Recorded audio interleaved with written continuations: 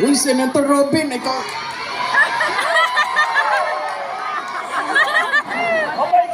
Nagalit ba? Nagalit ba si Ma'am Mariel? Hindi siya nagalit? Ha? Mabait naman ako. Sabihin mo sa kanya, ano lang naman, chismis lang naman. Chismis lang lahat, ma'am. Chismis lang yan lahat. Kasi hindi ko naman nakita yung mga pangyayari.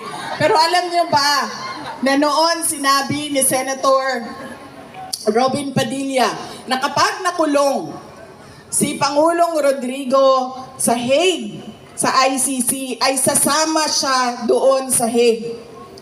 At totoo yon, ang unang dumating doon, si E.S. Medialdea. Ang sunod na dumating sa Hague, ako. Ang pangatlong dumating sa Hague, si Secretary Harry Roque. At ang pang-apat na dumating sa Hague, si Senator Robin Padilla.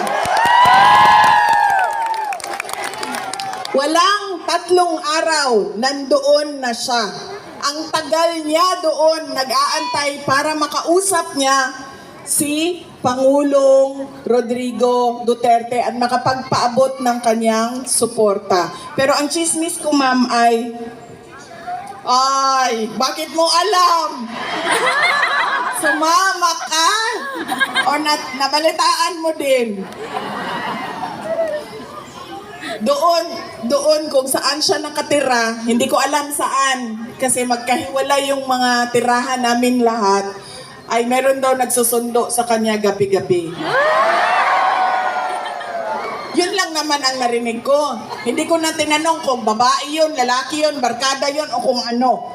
Basta ang sinabi sa akin, umaalis yan gabi-gabi, sinusundo yan. Mga Muslim yun, ma'am.